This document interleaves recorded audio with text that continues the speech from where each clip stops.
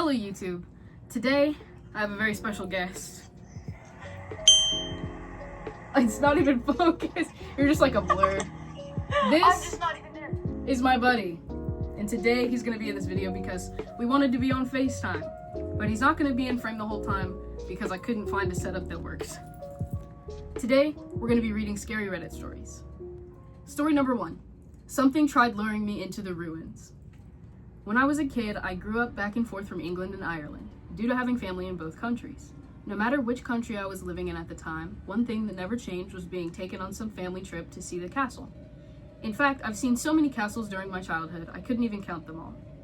Most of the castles I saw in England were with my grandparents, but by the time I was once again living in Ireland, these castle trips with them had been substituted for castle hunting with my dad, as he liked to call it. I didn't really like these castle hunting trips with my dad, mostly because the castles we went to were very small and unimpressive, compared to the grand and well-preserved ones I saw in England. In fact, the castles we went to in Ireland weren't even castles. They were more like fortified houses from the 16th century. There are some terrific castles in Ireland, but the only problem with Irish castles like this is that they're either privately owned or completely swarmed with tourists. So my dad much preferred to find these lesser-known ones in the country. Searching the web for one of these lesser-known castles, my dad would then find one that was near the border between the provinces of Leinster and Munster. Although I can't remember which country or even province this castle was in, if I had to guess, it may have been somewhere in Tipperary. After an hour of driving to find this castle, we then came up upon a small cow or sheep field in the middle of nowhere. The reason we stopped outside this field was because the castle we were looking at just happened to be inside it. Unlike the other castles we'd already seen, this one was definitely not a fortified house. The ruins were fairly tall, with 2 out of 4 remaining round towers. Clearly no effort had been made to preserve this castle, as it was entirely covered in vegetation. But for a castle in Ireland, it was very much worth the trip. Entering the field to explore the castle, one of the first things I see is an entrance to a very dark room, or perhaps chamber. Although I was curious as to what was inside there, the entrance was extremely dark. So dark that all I could see was black. I've always been afraid of going into very dark places, but for some reason, despite how terrified the thought of entering this room was, I also felt a strong unfamiliar urge to go through with the darkness, as though something was trying to lure me in there. As curious as I was to enter this pitch black entrance, I was also just as afraid. It was as though my determined curiosity and fear of the dark were equal to each other in that moment, where in the past, my fear of the darkness was always much stronger. Torn between my curiosity to enter the darkness and my fear of it, I eventually move on to explore the rest of the castle ruins, where I would again come upon another entrance. Unlike the first entrance, this one was not as dark, therefore I could see that this entrance was in fact a tunnel of sorts. And just like the first, I again felt a strong urge to go inside. Swallowing my fear, which was a rare occurrence for me, I worked up the courage to enter the tunnel, without my phone or a flashlight on hand. Before reaching where the light ended and the darkness began, with the darkness of this tunnel right in front of me now, I again felt an incredibly strong urge, where again it felt as though something was indeed trying to lure me in. But as strong as the lure and my own curiosity was, thankfully my fear of dark places won out, so I exited the tunnel to go find my dad on the outside. Telling my dad about this tunnel I found, he then enters with his flashlight to look around. Although I was safely outside, I could see my dad waving his flashlight through the darkness. Rather than exploring further down the tunnel, which I expected him to do, my dad comes out and back to me. When I asked him why he didn't explore further down the tunnel, he said, right where the darkness of the tunnel begins, there's a deep hole with jagged rocks and bricks at the bottom. This revelation was quite jarring to me because when I entered the tunnel only a few minutes ago, I was not only incredibly close to where this hole was, but I almost let this lure bring me into the darkness where I almost certainly would have fallen into the hole. After exploring the castle ruins for a few more minutes, we then headed back to the car to drive home. While driving back, I asked my dad if he explored the first entrance that I nearly went into. I should mention that my dad is ex-military and I've never really known him to be scared of anything, but when I asked him if he explored the dark, to my surprise, he said he was too afraid to go in there, even with a flashlight. This is the same man who free climbs our roof just to paint the chimney. Like I've said already, I've explored many castles in the UK and Ireland, and despite many of them having dark, eerie rooms, this particular castle seemed to draw me in and petrify me in a way no castle has ever done before. It definitely felt as though something was trying to lure me into those dark entrances, and if that was the case, then was it intentionally trying to make me fall down the hole? That's a question I've asked myself many times, but who knows, maybe it was absolutely nothing. Before I end things here, there's something I need to bring up. For the purpose of this post, I tried to track down the name and location of this particular castle. Searching different websites for the lesser known castles in Ireland, the castles I found didn't match this one in appearance. I even tried to use ChatGPT to find it, but none of the castles it suggested matched. I did recently ask my dad about the name and location of this castle, but because it was some years ago, he unfortunately couldn't remember. He may have taken pictures of this castle at the time, and so when he gets around to it, he's going to try and find them on his computer files. So, what really happened? Did something really try luring me into the ruins? And if so, was its intention to make me fall down the jagged hole? Or is this all just a silly superstition on my part? That's easily what it could have been. What do you think about that? It was okay. That's I it? feel like it could be either, you know? Yeah, I honestly agree. I think maybe something could have been luring that guy, or maybe he is just like freaking out. Maybe Right. he's tweaking. Maybe he took too many hits out the blunt. Like, Honestly? you stare into the darkness for too long, and you start seeing things. That Oh, aren't true. Put a shadow man on screen. Jump scare! actually- Yeah, I don't know. It definitely seems freaky and nuanced enough to be something paranormal, but also we don't know this guy and we don't know his history, so he could have just been on one. Exactly. All right, scary number. Scary number 2. Yeah, scary number 2. That's totally what I fucking meant to say. Holy shit. I can't even cut that out because that's so funny. Story number 2. I think something else is using my body at night. I started noticing the gaps about 3 weeks after I moved in.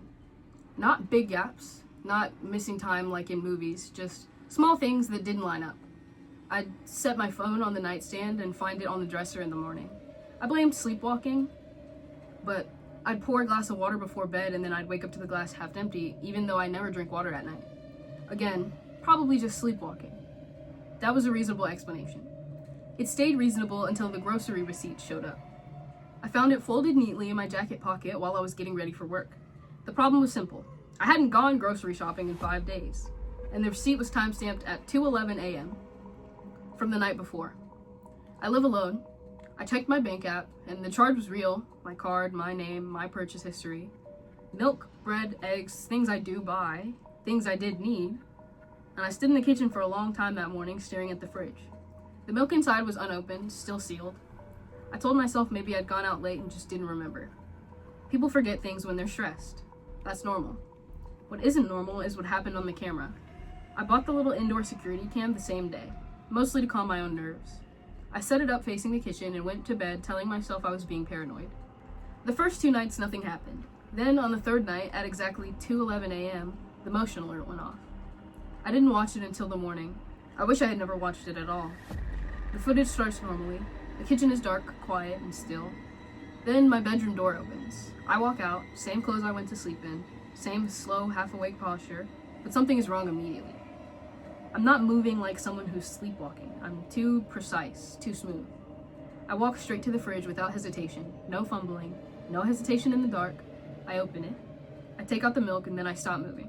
Just standing there, perfectly still, for 43 seconds. I timed it. Then, very slowly, my head turns towards the camera. Not sleepy, not confused, direct and intentional. Like I know exactly where it is. Like I'm looking through it. I don't remember doing that. I don't remember anything after going to bed that night. The video continues. I close the fridge and leave the kitchen, but I don't go back to the bedroom. I walk out of frame toward the hallway that leads to the spare room. The spare room that I haven't unpacked yet. The spare room that I keep closed. The footage ends there. I stood in my kitchen for a long time after watching it, trying to convince myself this was normal. That people do weird things in their sleep. And that the human brain is strange. And that there really was an explanation. Then I checked the spare room. The door was open, just a few inches. I know for a fact that I left it shut. Inside, the air felt used. That's the only word I have for it. Like someone had been standing there recently. The carpet had faint impressions near the far wall. Not footprints exactly, just pressure in the fibers. And on the inside of the door, at about eye level, there was a small greasy smudge, like someone had rested their forehead there. I don't go into the spare room anymore. I keep the door shut.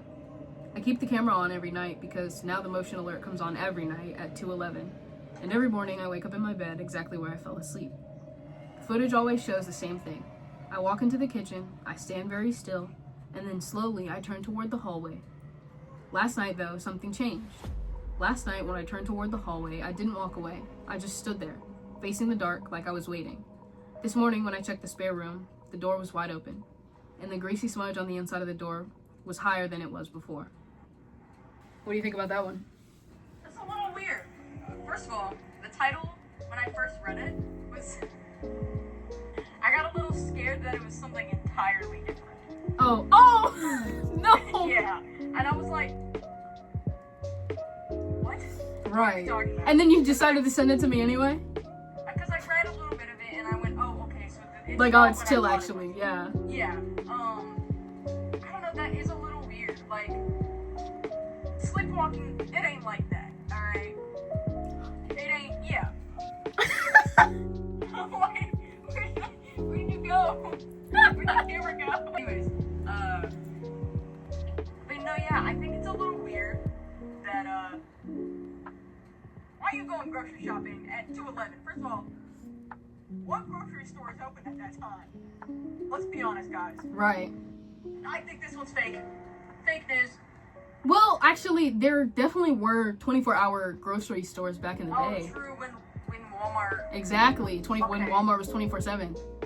Yeah, and I didn't see when this one was written, so you're right. Hey, petition to bring that back, by the way. Hashtag bring back 24-hour Walmarts. Comment under this Because video. if we get Walmart to go 24/7 again, we'll do a video of us sleeping in Walmart. Oh, true. 50,000 likes on this video, and we'll do an overnight in Walmart. But no, yeah, I think it's weird. I think it's a little scary. Yeah, this one definitely freaked me out more than the last one by a big amount. Yeah. It's also just like, I don't know. The thought of sleepwalking and doing things and not remembering them is pretty scary anyway, without like ghost involvement. Not having control over your body is pretty freaking freaky, I'd say. Also, the person who wrote it, they weren't a sleepwalker previously. Right. So Like, that's what imagine. makes it a little weirder. Right, like imagine this happens to you. You literally just like abruptly start sleepwalking in the middle of the night and things are happening around you and you don't know what's going on. Like, that probably in and of itself would be pretty fucking freaky. Next freaking story, bruh. Oh my god, wait, this is gonna be good, I can already tell. Story number 3. I broke the Appalachian rule. They call it the Whispering Hollow. Up in the mountains near my grandfather's old farm, though I never believed the old stories until last year. The rule was simple. Never whistle after sunset in the hollow. They said the hollow had ears, that it listened to foolish mouths and punished those who disturbed it. I didn't believe it, obviously. I laughed when my cousin warned me as we carried the firewood back to the cabin, saying, "Don't do it or you'll regret it." I laughed and then I whistled anyway. Just a little tune, a simple note, light and careless. The wind died immediately. Even the crickets stopped making sounds. My cousin froze, eyes wide, staring into the shadows between the trees. I shrugged, embarrassed, thinking he was overreacting. Then I heard it. A whisper, so faint I almost convinced myself it was the wind again. Only it wasn't. It said my name, my exact name. Slow, deliberate, dragging over the syllables. I ran, thinking it was some local kid messing with me, but when I reached the cabin, the door was already open, though I had locked it that morning. Inside, nothing looked different, except the firewood we stacked earlier had been rearranged into a circle. Perfectly aligned, almost ceremonial. That night, I woke to scratching sounds on the cabin walls. Soft at first, like fingernails on wood. I told myself that it was squirrels, rats, anything, but I knew, deep down, I just knew, that it wasn't. My grandfather's old shotgun was leaning against the wall, and I grabbed it, holding it close while something circled around the cabin. By morning, the hollow seemed normal again. Sunlight poured through the trees, the birds sang. My cousin gave me a look I still remember. One of those looks that said, "I warned you." I didn't understand until I went outside. The ground around the cabin was disturbed. Small footprints in a circle pointing towards the woods. They weren't human, not fully. They were long, narrow, and clawed, leaving impressions that burned into my mind. The next night, I heard the whispers again, louder this time. They came from the hollow itself, from every shadowy tree, from the dark undergrowth. They whispered the rule: do not whistle after sunset. I stayed silent and I stayed inside, and I tried not to move and not to breathe too loud. By the third night, I realized it was watching, waiting, keeping a ledger of my misstep. Shadows moved at the edge of my vision. I could feel them in the cabin corners, leaning against the walls. I could smell the damp, earthy stench of decay, like the hollow itself was breathing down the back of my neck. I tried sleeping, but it was impossible. I started leaving offerings outside. Coins, scraps of food, little trinkets, anything to appease it. The scratching diminished slightly, but the whispers never stopped. Always counting, always reminding, one wrong note can undo everything. On the 7th night, curiosity got the better of me. I walked to the edge of the hollow, barely daring to step among the undergrowth. I bent down to examine a strange, twisted root, and I thought I saw movement, a figure, long-limbed, hunched over, staring at me with eyes that reflected no light but seemed to see every secret inside of me. I froze. It whispered slowly, in a voice that was every wind and every leaf and shadow all at once. Rules are not for laughing. I never whistled again, not after sunset, not ever. But sometimes on quiet nights, I still hear the faint echo of a melody that isn't mine, winding through the trees, and I feel it. The hollow's eyes, waiting for the next time someone breaks the rule. I tell this story now because I can't go back there. My grandfather's cabin still stands, my cousin visits, and the hollow waits, patient and eternal. The rule is simple, but the consequences are not. How do we feel about that one? I don't like that one. Yeah. We technically live in the Appalachian. Right, So that one I found very interesting because I didn't read the whole thing, but I read the title and I went, oh, you were yeah, like, yeah, I have to know send exactly that one over. what rule this is talking about. Right. Like, I'm very superstitious, especially about stuff like that, and flesh. What's a different word instead of the actual? Skinwalkers! No! Why would you say that? It's nighttime. It's my favorite thing to You can't do, say bro. about me. Anyways, I'm very superstitious about that stuff, so I found that one very, very scary just by the title, and then you read it, and I went, oh. Yeah, I'm not gonna that lie. makes sense. That one freaked me out a little bit. I think that was definitely the scariest one. I'm glad I read them in order, because it's pretty freaky, especially living in the Appalachian Mountains and like having had past experiences with stuff like that. It's definitely freaky. And hearing other people's stories is like twice as scary because you're like, damn, that could probably happen to me. Yeah, and then you still say the freaking names of the guys. The guys. You probably freaking whistle at night, bro. I actually don't. Whistling at night scares me more than literally anything. Like, who whistles at night? Like, it's freaky. Sorry, I keep looking behind me. The window's open and I'm scared. Yeah, I don't My know. windows make you feel more safe. Yeah, sure, you should totally do that. But yeah, it's like, you know, who whistles at nighttime? Like, whistling at nighttime, there's no reason to be doing that ever. There's really no reason to be whistling at any point in your life, except for fun. But like, whistling at nighttime, even if you don't believe, it's like, why even take the risk? You don't want to whistle that bad. I don't know, I find it, why do people do that? Especially when you're this guy's cousin, he's like, hey, don't do that. This is literally the rule, not just for our family, but like, the whole world. And then he still proceeds to do it. Exactly, Like, like, he's gonna freaking hee ha ha all night. And then he experiences horrors beyond his comprehension. yeah, like, I don't know, you kind of set yourself up for that one. Exactly, like, well deserved, honestly. Oh, I should have done spooky lighting. Oh, you're so right. Should I do spooky lighting from when we're telling our stories? Yes. Alright, time for scary lighting. Welcome to Scary Lighting. Now, here's a segment in the video where me and my buddy, we're gonna tell our own personal scary stories that happened to us. Okay, I'll talk about my experience with what do they call it on TikTok? A flesh pedestrian? Yeah. So one day when I was living at my old house, I went to the park nearby, and at this park there's like, you know, the playground, and then up this hill is just woods. So I go sit on top of the hill. I have my freaking Cave Town playing. I'm really sad because one of my friends is moving to Utah. And so I have one earbud in, and I'm sitting there, I'm crying, whatever, looking up at the sky. And I hear like heavy footsteps behind me. And I'm like, oh, it's just a deer. We had a lot of deer in that area. And then I turn around and I don't see anything. And I go, okay, well then, you know, whatever, maybe the deer fucked off.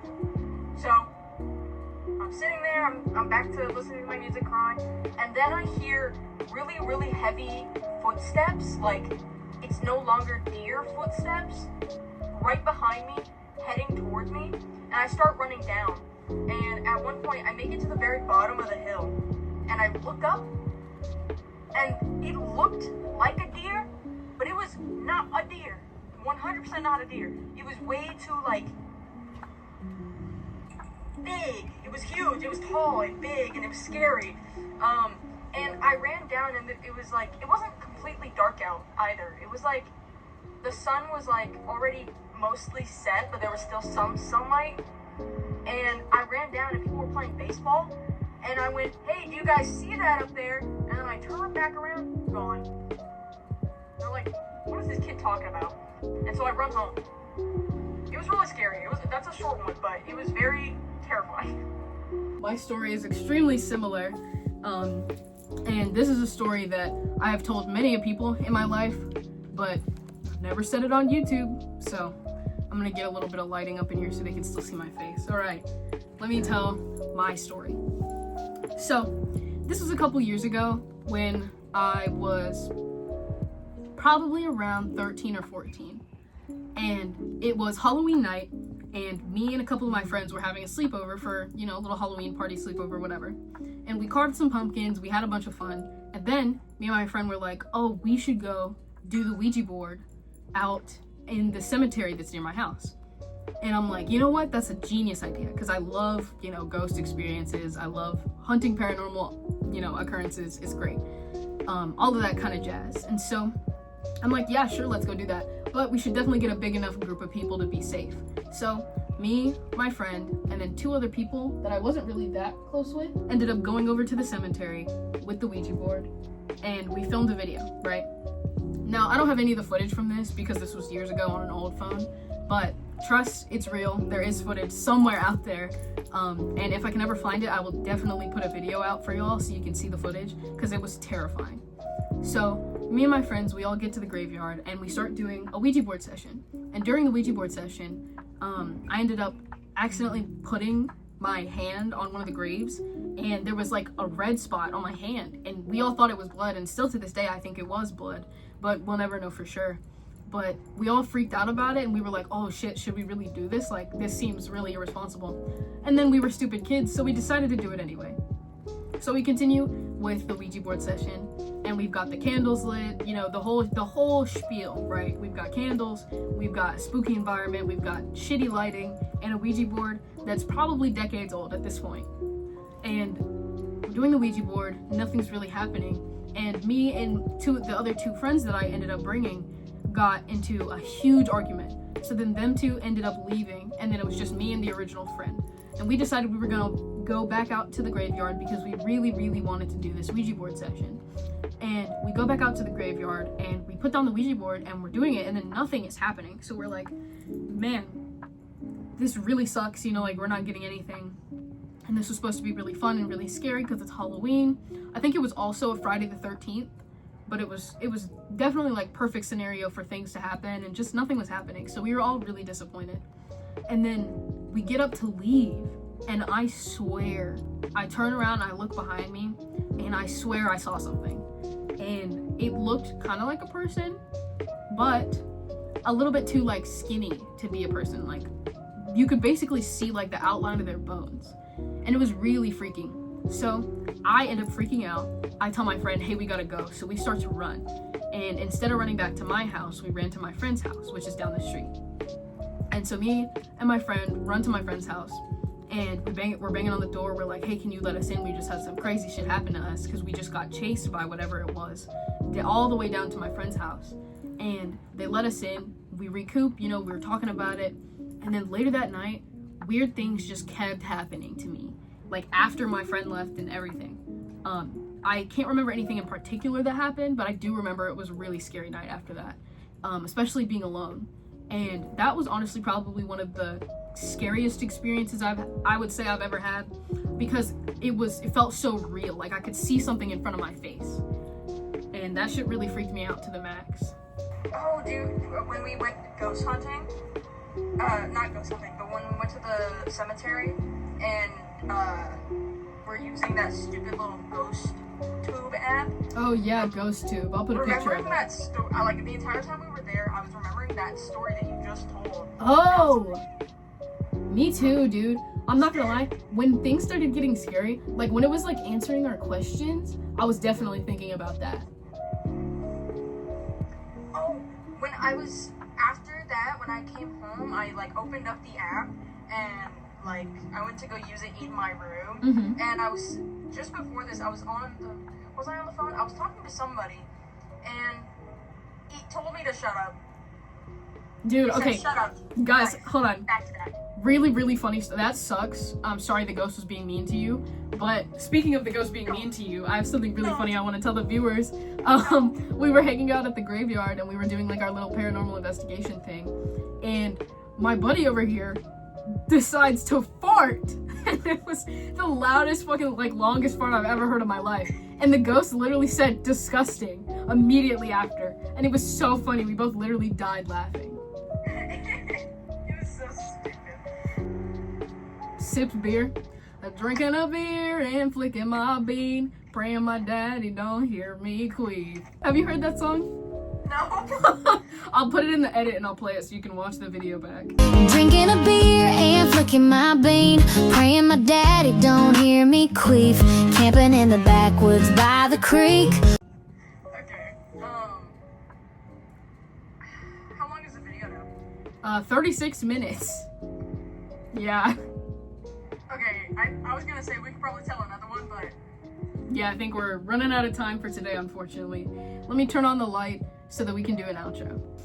Those were all the stories that we had today, and I'm so sorry that we couldn't do any more, but I'm running out of space on my phone and time during the night to film this, so we gotta go. But thank you so much to my buddy for being featured in this video, sadly through an iPad because he couldn't be here. But I also just wanted to say thank you to the viewers for watching. We just hit 25 subscribers, which isn't a lot, but I think it's really cool. And because my videos are doing good, you know, the views are up, so hopefully we can hit 100 subscribers before the end of the year. I love you guys. Being cool is cool, being kind is cool, and do the right thing in as many situations as possible.